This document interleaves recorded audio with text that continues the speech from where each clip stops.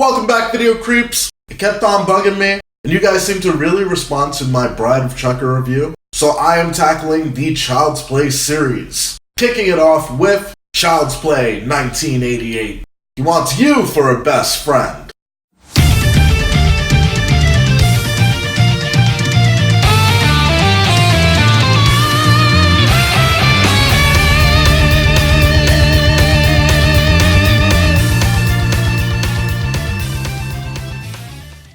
So Child's Play is directed by Tom Holland from the movie Fright Night, one of the few vampire films that I actually really enjoy.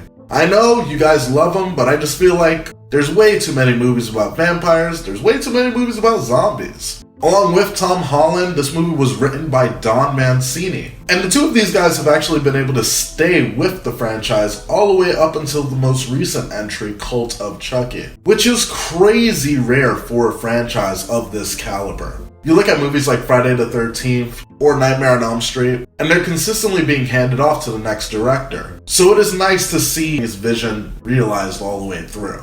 Though it does feel like every time a new movie comes out, studios are like, this is gonna be your last. But I don't want it to be their last. I love these movies. So I am going to be reviewing these movies with a biased opinion. What can I say? I love Child's Play. What was so interesting about Child's Play at the time was that we had already had our Michael Myers and our Freddys and our Leatherface, Pinhead. There was such a demand for a new horror icon to join the ranks with these guys. And I don't think anyone necessarily saw Chucky coming, not just because he's 3 feet. The movie opens up with Chris Sarandon playing Mike Norris chasing Charles Lee Ray, and he's just filling him with lead.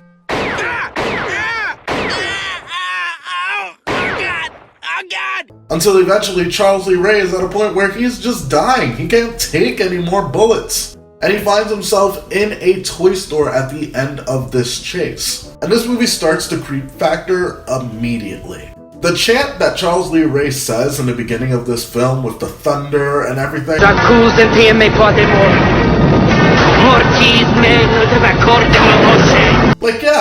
We've become accustomed to it now, but hearing that the first time, it's creepy.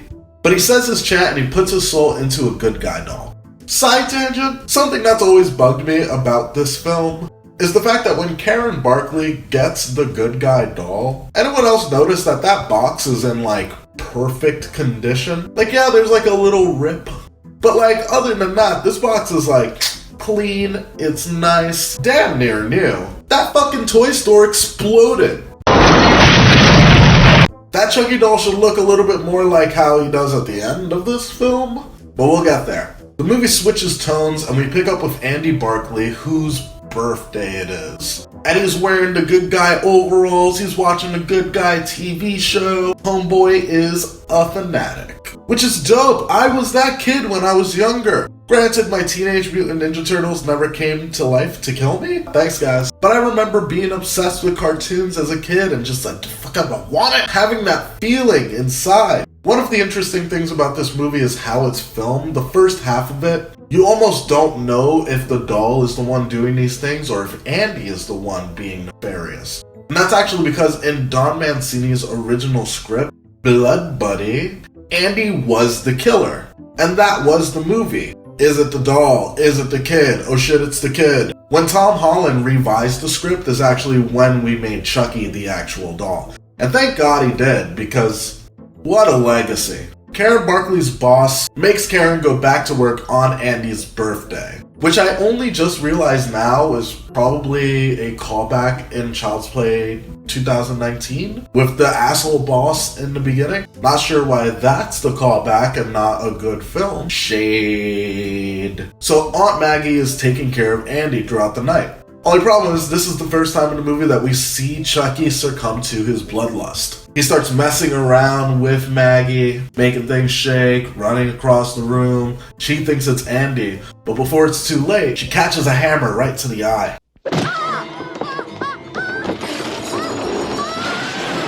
And falls out of the window, smashing into a car. This death really goes on and on. Karen Barkley comes home and sees cops everywhere. And props to this actress, because you can see the fear in her face. She thinks something has happened to Andy, and so she's in mom mode immediately. And that really translates well on screen. Awesome acting. She gets upstairs and her worst fear has come true. The cops are there. Luckily, Andy is okay, but then she starts to interact with Chris Sarandon's character, Mike Norris, from the beginning, which is a small gripe of mine. I just think it's a little unrealistic that this guy, and then he comes back, and like, I can look past it. He starts to investigate this case, and he's reintroduced to the fold. Andy starts saying weird things. Hey guys, Chucky did it. But of course, no one believes him, and Andy and Chucky go and cuddle in their bed. It is what it is. The next day, Chucky makes Andy cut school. What the fuck are you doing? This is school. So what? Which is a scene that always gave me anxiety, even as a little kid. Like, when I was younger watching that scene, it was like, ooh, he's gonna get caught. Now watching it as an adult, it's like, ooh, he's gonna get kidnapped. Andy takes him to Eddie Caputo's house. Charles Lee Ray gets his revenge. Andy somehow gets arrested. And one of the scenes happen in this movie that sticks out for me personally, where Andy is like, yo, that's enough, Chucky. You gotta, talk to them about this. This is crazy. They think it's me. He starts banging him. Talk, Chucky. They want to back me. The whole time, a specialist is watching Andy and decides that he's going to take him back to the hospital with him where he can observe him further. Karen Barkley is forced to take Chucky back, where she discovers that Chucky does not have batteries in him. And the most infamous scene from this movie takes place. I said talk to me, damn it, or else I'm gonna throw you in the fire! You stupid bitch, you filthy slut! Did you fuck with me? I love that scene. Chucky escapes and goes to see his homie, Dr. Death, who's the one who actually taught Chucky how to escape death. Dr. Death calls him an abomination. Chucky whips out his voodoo doll, breaks his leg. Even to this day, it's still an effect that holds up. That is not an easy scene to watch. Dr. Death tells Chucky that the only way for him to transfer his soul out of the doll is to transfer his soul into the first person that he told his real identity to, which in this case happens to be Andy Barkley. So Chucky goes back after Andy at the hospital, killing the doctor with like electroshock therapy. This was 88. I don't think we even did that anymore. And Andy is able to run away and he goes home. Meanwhile, Karen's like almost getting raped by bums. There's no other way to say it. But Chris Sarandon is able to save her, and the two of them decide that they're gonna head back to the house as well, because maybe that's where Andy is. Andy is creeping around his house but gets hit in the head with a bat. He starts to do his chant on Andy, but it is interrupted, where Chucky does that terrifying face with the blue, with the lightning. Andy! And then from this point on, Chucky was already a menace, but he is on his worst behavior for the rest of this film. Like, you could have watched this whole movie and been like, this Chucky guy, he really sucks. But you get to the third act of this film, and you're like, man, I hate this guy. Because he's coming at you with bats and knives. At some point, he's set on fire, and it doesn't stop him.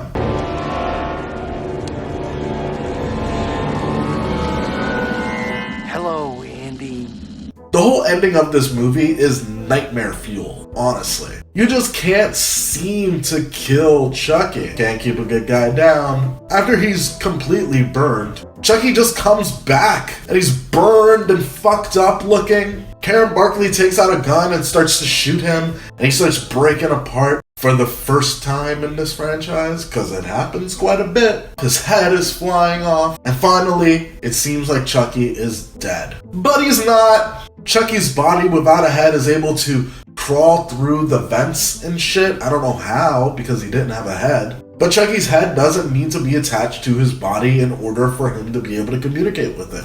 We've seen that a couple times in this series already. Most recently, which one comes to mind, is in Curse of Chucky. Finally, Karen Barkley is able to shoot Chucky in the heart, and Chucky is finally actually dead. For now. This movie is incredible. It's one of those movies that when I think of horror, I think of this film. It's hard not to. It was one of the first films that actually terrified me as a child. Shout out to Carmen and Yvette. My sisters forced me to watch this movie.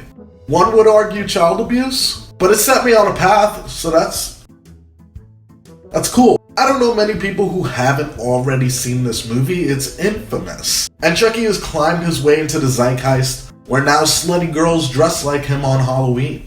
It's a staple in every collection. Child's Play 1 is without a doubt a 10 out of 10, and I praise it highly. However, this is just the beginning. I will be reviewing every single entry in the Child's Play franchise, and up next is my favorite Child's Play movie, Child's Play 2, which I absolutely have a lot to say about.